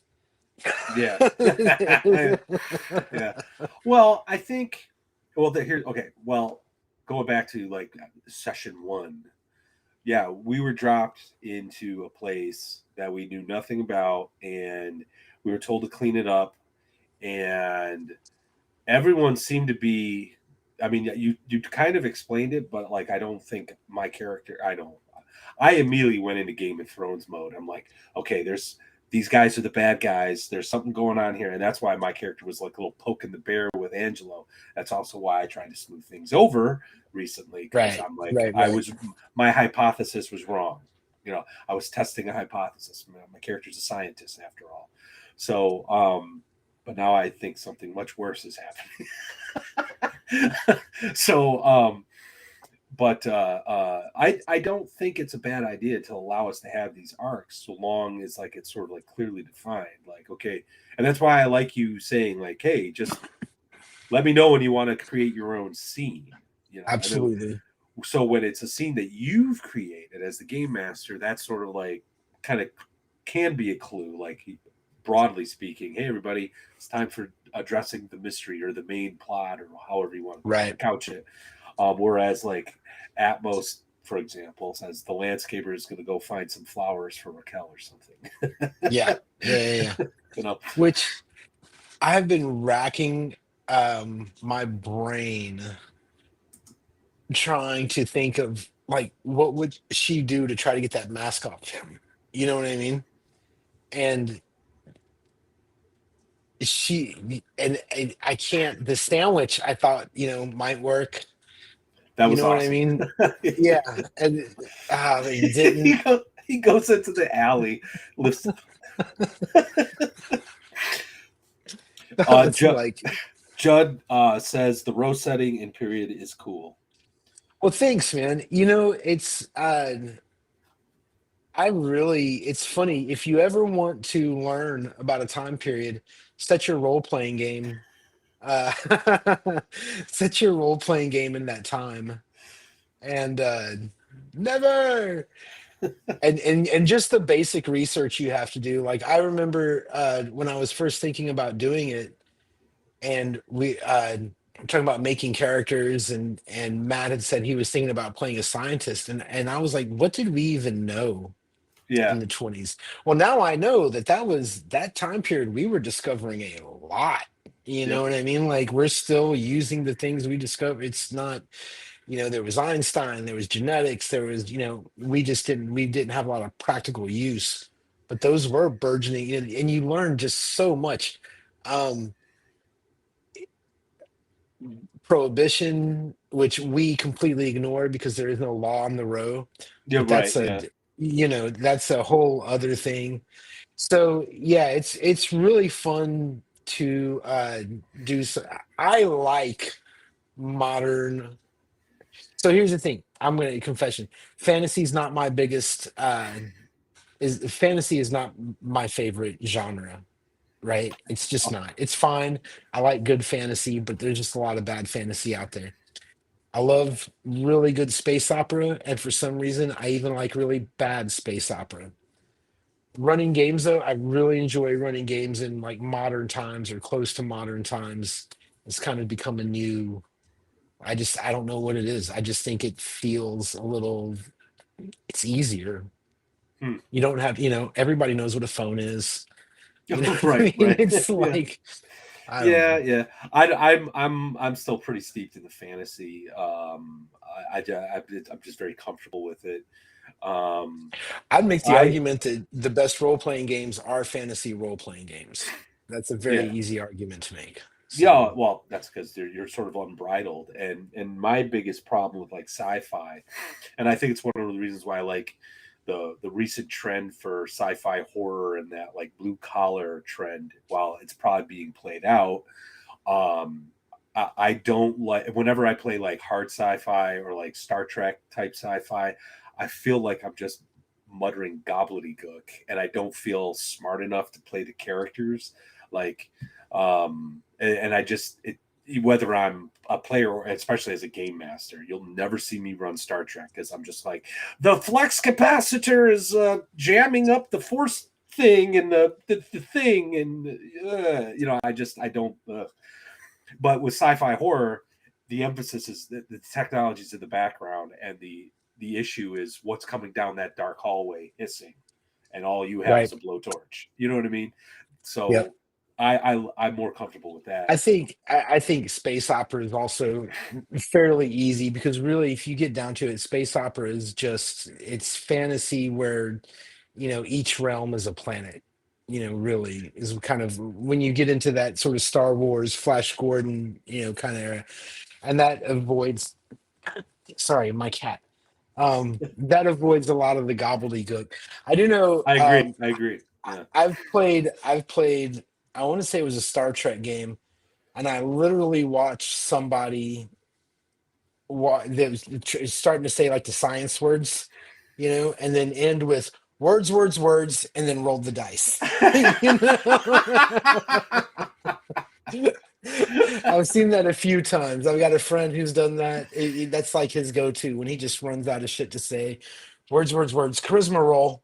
You know. And that really, I tell that story, and people get really like, "You don't make them role play it out." I'm like, "Nah, I don't. I'm not." You know, Oh sometimes you man. just got to do a thing. Yeah, no, Sometimes you're just doing the thing. yeah, no, I agree. And I can tell you a horror story. I may have mentioned this to you before, but years ago we were playing with this guy. He was a nice guy. But he knew Mark Miller of Traveler. And Hmm. not intimately, but and say because he was like an amateur author and like playing games, obviously, and he was a big Traveler buff, and he's like, dude, you can get a reprint this by emailing Mark Miller directly, yada yada, yada, which I did, and I got a signature on it. Um, so we're like, oh, let's play Traveler, man. I'd love to play Traveler. It's different because we've been playing D&D for I think it was a Pathfinder at the time. We hadn't really fifth edition hadn't come out yet. Um, so this guy was a scientist by trade. That's like what he did for a living. He did a one shot that was a lot of fun. So when we started talking about an actual Traveler campaign, we thought this is going to be fantastic. This is going to be great. The dude expected us to like know the calculations for like doing astronavigation because it's in the book kind of. Mm. He the dude at one point we got like our ship was damaged when we entered the atmosphere and it like cracked like a windshield or something, so like we couldn't go into space. So we're like, oh, we got to figure out how to fix this. We literally spent 2 6-hour sessions fumbling around this planet, and he kept asking our engineer character, how, what's your plan to fix the windshield? What's your plan to fix the windshield? And at one point, and this is my best friend Eric. I've known him Yeah. since sixth grade. At one point, we're driving home, and he just goes, "Can I just make a roll?" Like I don't. It's like I'm a computer nerd. I'm not a science guy. Like I don't know Yeah. what alloy I need to fix. Like can I just make a roll? So yeah, Yeah. yes, yes, yes. I That's think where Traveler is a nice idea. That's what I'm going to say about Traveler. It's a nice idea. I prefer Hostile, which is a little more sci-fi horror. And but yeah. I will say the one time that I remember playing Traveler, I was with my uncle up north, and he was the guy. You know how we're all like, these days it's all OSR versus 5e. Well, Yeah. he was a war gamer when things started, when the D&D thing happened.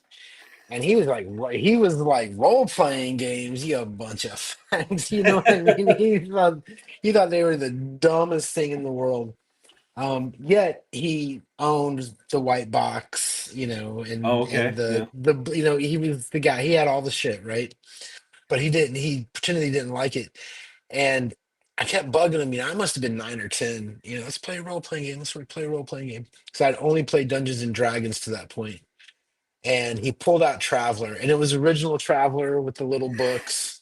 Yeah. And we sat, and we made a character, and it took forever and ever. And then I was on a passenger ship going somewhere, and we literally, with miniatures, played out.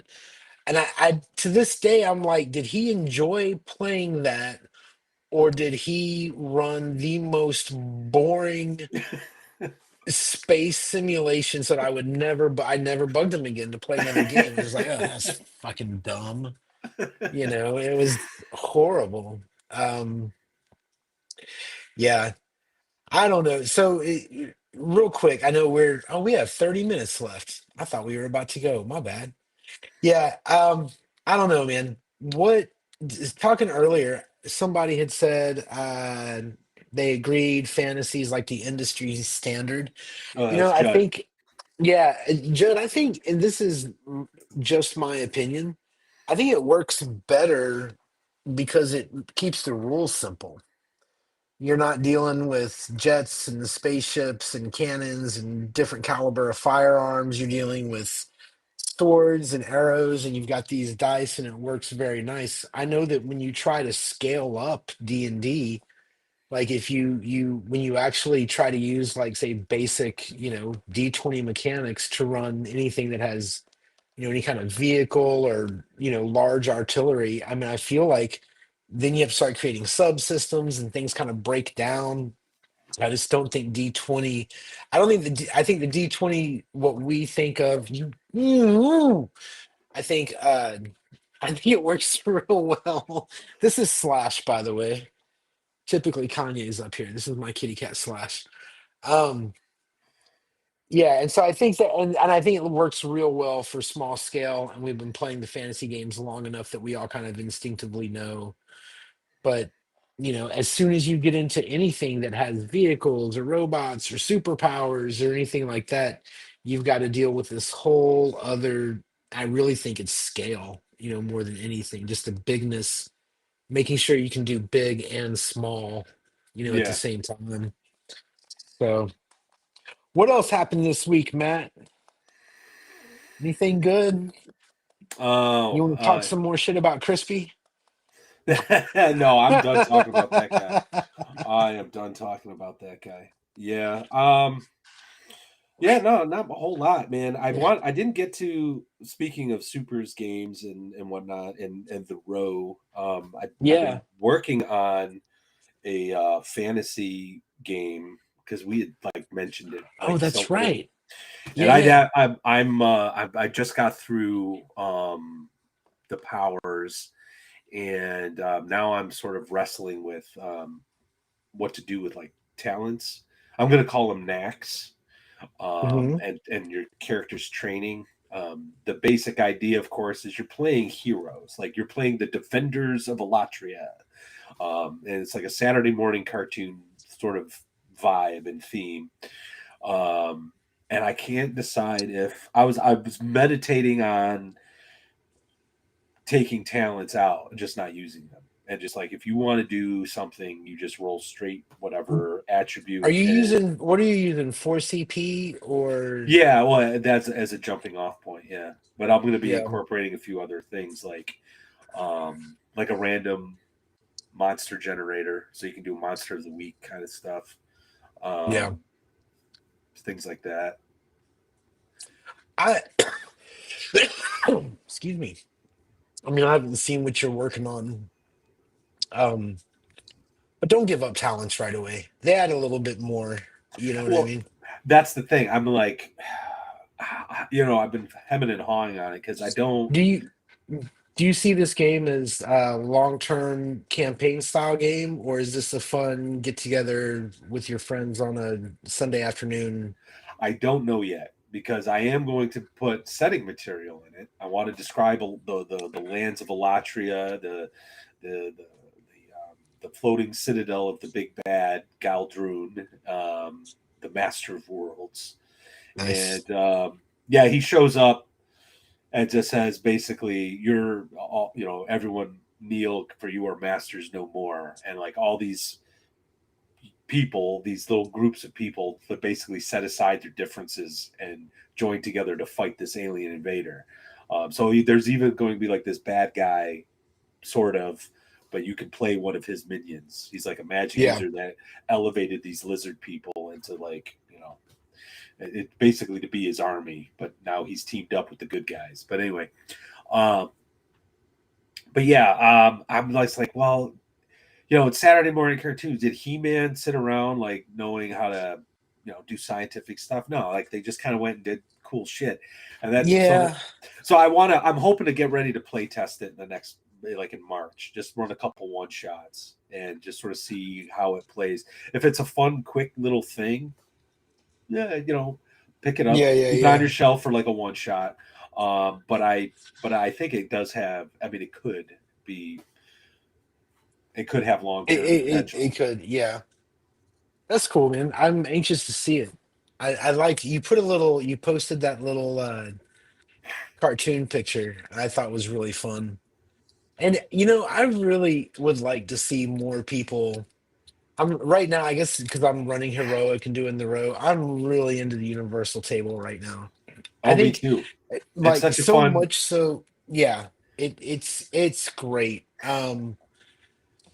The thing is there's gonna be I don't know that that system will ever be without its flaws. And if it is, you do want your own line of action figures, and I support this. I think the closest you're gonna get to a universal table game without flaws, without like really inherent flaws in the Yeah. calculations, is gonna be Ascendant. Oh. And Oh, Jesus. Yeah. because that does use a universe. It's smaller. Yeah. But Yeah. I don't. I'm still on this kick. I don't think it's that complicated. I really don't. Well, then run the game, man. I know. I want to play it first Run because Ascendant. I might be too dumb to understand how complicated it really is. Did I tell you my idea for an Ascendant campaign? Mm-mm. I was going to incorporate Bro SR principles. Do you know who the Bro SR are? These are the I guys. vaguely, not really, no. These are guys who will hand players high level NPCs and have them play them as well as low level, and let them kind of disguise, basically let the high level players, the patrons, create the adventures. So the game master really just becomes a referee and is just hands off as everything, as this sort of like battle and weird Yeah, stuff happens. So I thought about coming up with like a city, right? Mega city, ultra city, the metropolis, whatever, Gotham, and handing players like, okay, you're going to be the chief of police, you're the commissioner, you're going to be the mayor, you're going to be this like industrialist, you're going to be this crime boss, and then allow players to just sort of like make whatever character they want, high level, lower level, as far as like superheroes. that would be fun. But I think once again, you better have a pretty proactive group of players. Oh, I know, I know, I know. All of this cool stuff that we think of when we're thinking about running a game. You know what I mean? I sometimes wonder if our players even give a shit. You're You know, hired, like Judd.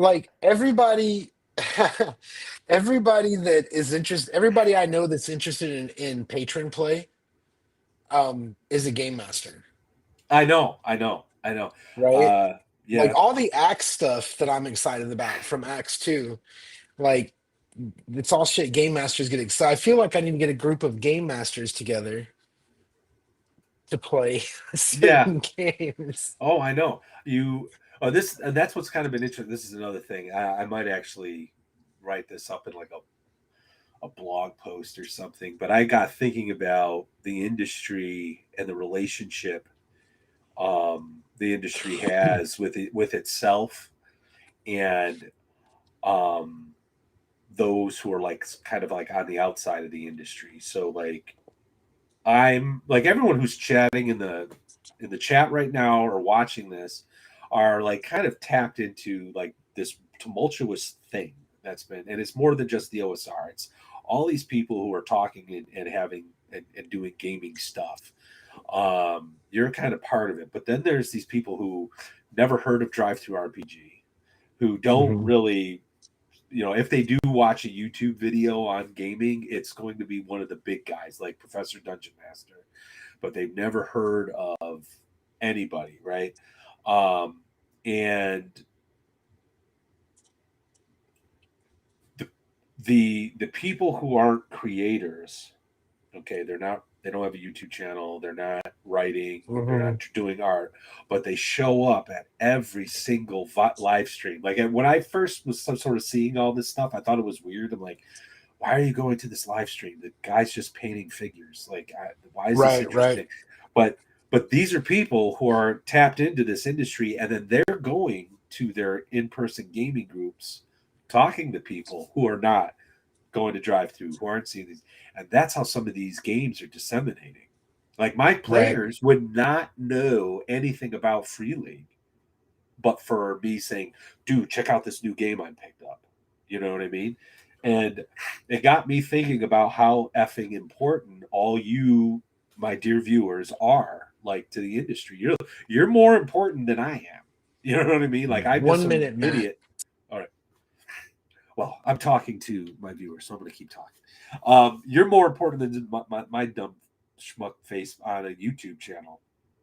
So, yeah, you're dying breed. You're more than a consumer. I'm talking about you. Your friends who don't go to you live streams are probably the consumer. You're more like secondhand peddler of information.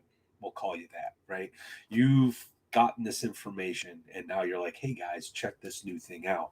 Whether it's a new product, a new technique, a new game style, whatever. I don't know. It's just some stuff I've been thinking about, the metaphysics of it all. But I don't know.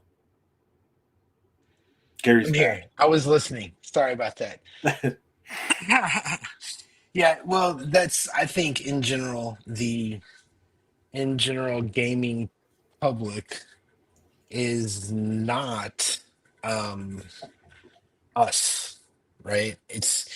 I I think it's it's such a small market and it's such a small group of people that you know they're close to us, right? Like you as soon as you start running games, I feel like you're probably going to find yourself these days on the internet, on YouTube, thinking about these ideas that you have. But I would imagine that there's a large group of people that just buy their Dungeons and Dragons books, you know, and that's their game. And there's other games out there, but they're kind of weird, right? Who wants to play that weird game, Yeah, yeah. you know? Because I mean, how many years was it before you played anything that didn't say TSR on it? Uh, well, to quote my best friend Eric, because he yeah, we this is how this is what he would say to me about my music. He's like, you were always into the weird stuff. I Yeah, It's the same thing with gaming. Like I would go to Crazy Igor's Discount Game Warehouse, and I would see like a D&D book that I want, but I would also see something else, and that's how I got into Rifts Palladium. That's how I found the Marvels game. But those were like yeah. the ones we pretty much like. I never got into some of the other stuff that was out there at that time. And I didn't even get into Call of Cthulhu until like maybe 20 years ago, even though I saw Call of Cthulhu books. I just was not something I was into. Well, and then you also have to remember that these I don't think this is good, but these games are they're kind of if you know about gatekeepers and barriers, like how many people that don't play these games are just going to walk into a game store? It's not very few of these games like Dungeons and Dragons at Target or something like that. But we keep Right. these, Yeah. the distribution is so like we've got here, just down the road, Dragon's Lair is one of the coolest game stores ever. And we've got uh, some really good game stores here in Austin, I feel like. We've got a few. And nobody's going to go to them if they don't already play. And nine-tenths of people are going to go in there to buy magic cards, and they might see role-playing games. So I think it's real hard for the average person, even if you're interested in nobody's ever like, I'm interested in role-playing games. They're interested in Dungeons and Dragons, right? And that's Right. what they're gonna hit first, the average person. And there's a certain number of years or a certain amount of time until if they stay in the hobby before they even get interested in anything else. Um, and I don't know that most of them will. I love the indie game scene, but I don't think, I don't think, I hate to say this, but I kind of feel like Shadow Dark might be like, here's the point. You know what I mean? This is going to be the goal to beat for a really long time. Yeah.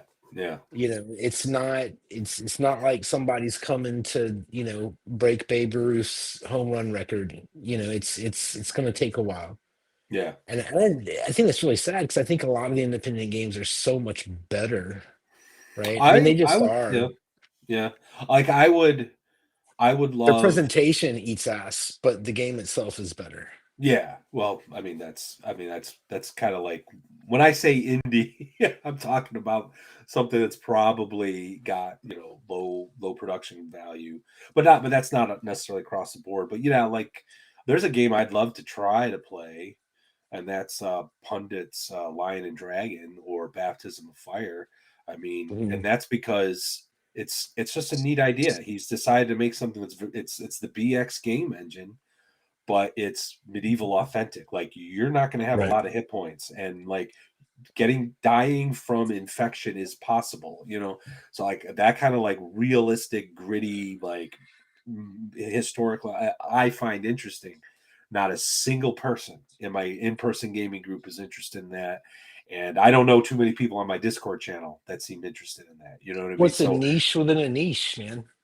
within a niche, like it Within a is, niche, yeah. yeah. So, but they're And great I feel books.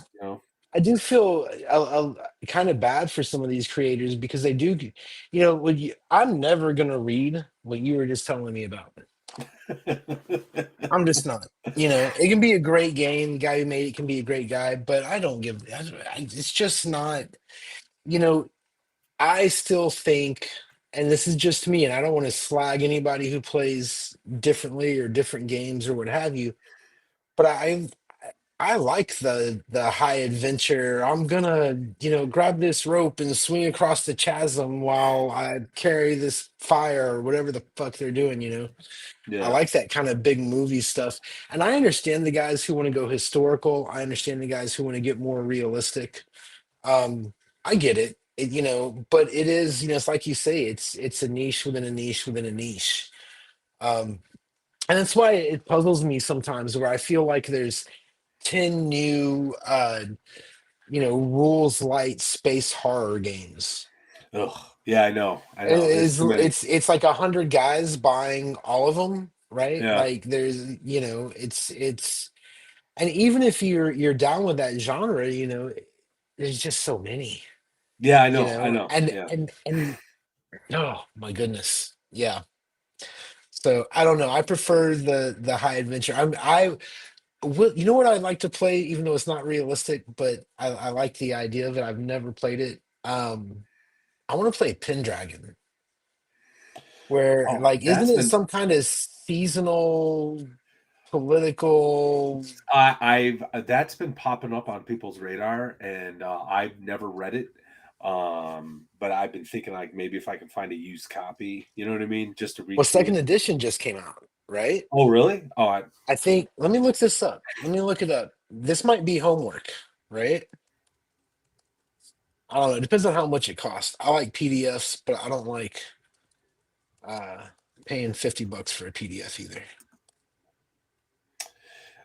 yeah, at most. I almost bought Invisible College, but then I saw some images of something like the book, the printing, and it didn't look good. And Hmm. at the end of the day, I'm not going to play that kind of game. And but Yeah, that's the other thing. his medieval authentic though, Baptism of Fire, Lion and Dragon, and Sword and Caravan, I just think are great. Like I would love to be a crusader. Like I am on my way to the Middle East to crusade. It's 1100. Let's do this, and Right, see what right, right. and then get eaten by a dragon or something. I don't know, whatever's out there. But, Yeah, no, I think it'd be fun. But you just brought up something like we were talking about Pendragon and how, I'm not gonna play this and you're not gonna play that. That's the other thing, man. There are so many games out there. I know. Like, and I'm not gonna name the game. There's a game out there that I love. It's an indie game. I think it's great. The reason I'm not gonna say its name is because I have a critique for it. Two critiques. The critique is that it's hard for me to look at. It's that simple. It is hard for me to look at. And when you really break it down, there's one twist on one rule that I think sets the whole thing apart. That I think really sets that game. if you take this twist and this is your rule, you know what I mean? This is the core of your game, right? But I can't look at it. You know what I mean? It's hard to look at, it's hard to read. And then when you try to get players, and I would probably not even talk to them. Like if I tried to pitch a game of this to my players, I probably wouldn't even talk to them about the mechanic I like or, this and that. I would just say, hey, this is the rule system we're using. But my players, trying to get them to read a high quality produced rule book, that can be pulling teeth sometimes, right? Yeah, I mean, yeah, how many guys out there have never read a D&D book but know how to play a fighter, right? Like, yeah, yeah, yeah. Well, that's why, reading. like, I think there's a lot of pressure on, those in the hobby, the industry that are like into indie games to like learn these things, and then like be like this like encyclopedia at the gaming table and have everything down, so they can get their players interested in this stuff. And like the experience I had last Saturday with Forbidden Lands, I just everybody's getting frustrated because rules are getting forgotten, and I just kind of put my hands up, guys. This is our second session. This is a brand new game. It's okay that we don't know the rules. We'll just redo this round. I'm fine with doing that. Yeah. And that brought tension down. People were laughing again, especially when the guy ended up dying anyway. you know, um, but I think that's important. Like, there's a lot of games out there. There's a lot of cool, interesting, neat mechanics, and it's okay to learn them. And Yeah. and like And and now incorporate my them into your game. yeah, And and you don't, now you don't, I'm just gonna say sorry. now my players want to like go out and buy the book. So Yeah. I All of this, I believe, leads to an argument that the original basic D&D box sets, Spec Me, are the optimal way to publish games, having the rules. Can we do a oh, whole episode about why box sets are better? I've got so many reasons why we need to go back to box we could sets. do yeah we could do that. But I think that was such a brilliant way to release a game where you're not giving somebody a fucking encyclopedia. Because I know I've told you this before that when I walk into a game store, you gotta understand, dude, I'm not like I don't have my close circle doesn't play these games. I'm the dork that play these, Yeah, I'm the yeah, one out of my circle. And one of the things that I always notice when I walk into a game store and people are playing role-playing games is that you have these guys over here with miniatures, right? You've got comic books over here, you've got all this cool shit, and then you've got this group of people looking at computers with books spread out, and it looks like they're doing homework, man. Like it does not look like they're having fun. It looks like they've got their calculators out. I won't, Math Finder, is a yeah, big yeah, one where I see that. And it does not, if I brought a friend, just a regular person, right? One of the guys that I would watch a football game with, or you know what I mean, or anything like that. I'm like, hey, you want to play some Dungeons and Dragons? Let me show you. It it looks like homework, man. It looks yeah. like work, Yeah. you know. Well, I think that's part of the culture of like optimizing your character. So you have all these source books. I Well, remember I want to address Al Eds go here. ahead. Hey man, thanks for showing up. Um, but we're just talking about like how just there's a ton of games. As Mothership though and Coriolis are two separate genres. Mothership is sci-fi horror. Coriolis is like space opera drama, like that's going to be more like maybe Dune-ish. So if you're looking for sci-fi horror using Free League's stuff, get Alien. Okay. But if you are looking for drama, space opera, Mothership's not going to do it for you. But I remember back in the third edition days, I had like all these source books when I was in college, and I spent an afternoon uh, building one NPC, and it took me 4 or 5 hours because I was like Oh my going throughout. god. But I had to do that because my players were doing that, so I needed to make sure this guy was badass. You know what I mean? Right. So and that's Well, that was the beginning of the end for me because then fourth edition was like a lot of that, and then after 7 years of fifth edition, finding the OSR was like a breath of fresh air. yeah, I remember. when you discovered, like, I remember the week or the month or whatever when you discovered Lamentations. I remember we had been talking for a while, and your frustration with 5e was so palpable. You know what I mean? Like we couldn't bring, like, you were done and you were Yeah, so afraid you were gonna lose all your players. I mean, I remember this, dude. yeah, It was a thing. yeah. And I'm pretty you were like, yeah, but all my friends want to play this. And I remember I told you, get new friends. um it is hard to make that crossover. I do think, going back to what I was saying before, I do think Beckme, I don't think they understood that what they were doing was great, but I really think, like, if you took, and I think you could possibly with Axe or some other games, but if you did that again and divvied it up, your first three levels into level 15 or whatever it is, I think it makes it a lot more accessible. I think it would look cooler if you had a box on the table, and, like, remember with the boxes, you would always you get like maps and dice came in it. You had all the shit you needed, and now you have a big map out on the table and not some fucking thing with some dude Sharpie. And I know I do the Sharpie scrawl too, but I just think that they put a lot of impetus on the game master to create maps and have all these different things, and I don't know. I think it was better. I think Beck Me's the best. That might be my final statement of the night. Beck Me is Beck, best. Beck me It is is, good. man. Well, and it's so accessible, and it's almost an indie game at this point. It's almost like you need to play BX or Beck Me to get ready for any other game that you're going to play, because there's so many clones out there right now. Oh, absolutely. I mean, it is. I mean, I mentioned this last time. There's like the branches off of OE. You had Beck Me, BX Beck Me, right, and then you had Advanced D&D, and that turned into third edition, right, fourth, fifth. But Right, right. this branched all of a sudden created the OSR and all this other stuff. So, um, Yeah. I wonder how long that's going to last. the I OSR. really do. Yeah, I do. Because I think a lot, I don't think, I mean, I don't see a bunch of kids getting into it. Everybody, every couple of years, people are like, "Oh, oh no, it is kind of it's tough. I mean, it really is to try to get people.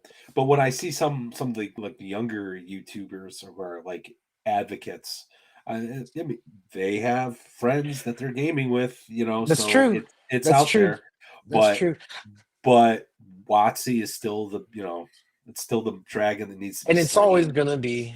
And Yeah. I will make the argument that as much as we can hate on WotC, I truly believe, from a business standpoint, from the survivability of the hobby, that WotC needs to do well. Dungeons and Dragons needs to do well. I think I gave you the comic book example, where you walk Yeah. into a comic shop, and if Marvel and DC are kicking, all the independents are selling better. And I really, because that's what gets, I mean, look, man, even in some of the biggest game stores, how big is the role-playing game section? Oh well, in my Two the shelves if you're lucky, three Yeah, shelves. Millennium. It's that's the big one where I live now. It was used to be called Yeah. Crazy Igor's.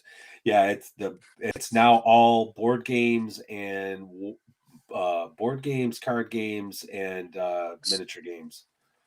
So Yeah, it's a little pocket inside the store, yeah. and even in the best of stores. And uh to get that excitement up, it's got to be Dungeons. It has to be Dungeons and Dragons. There is no second.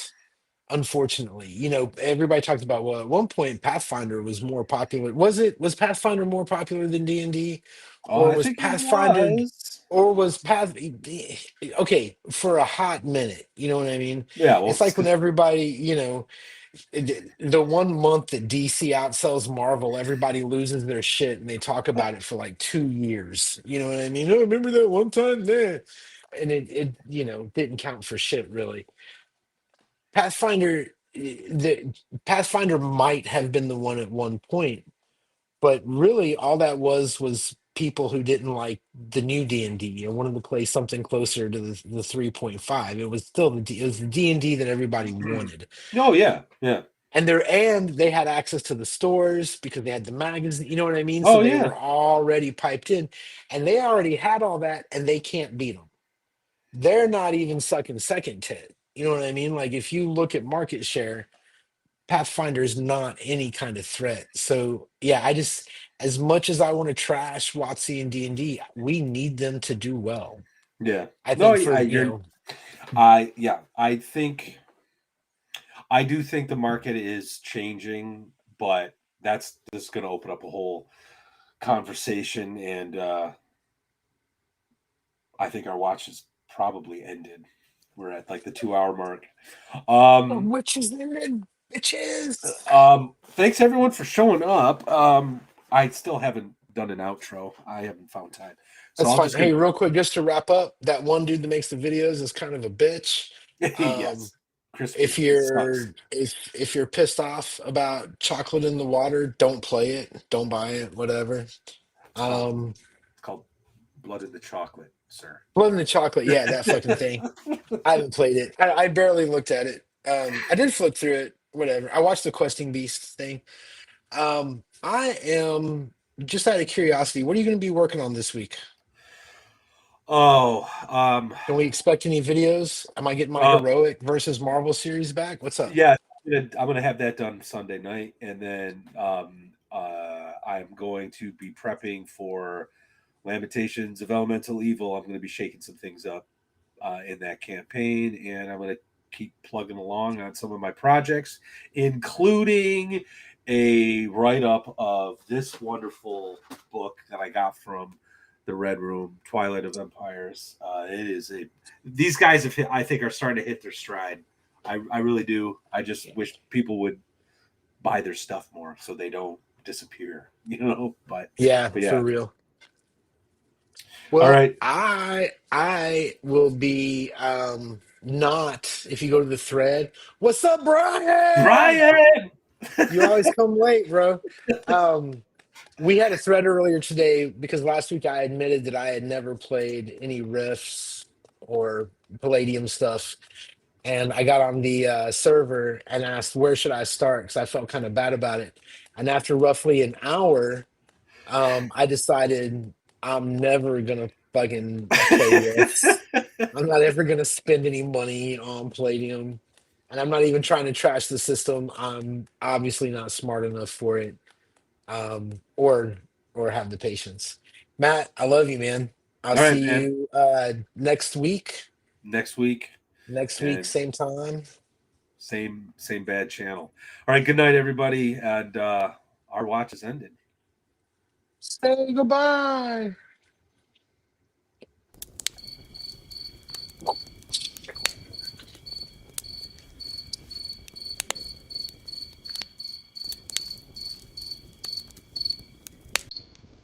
Second watch.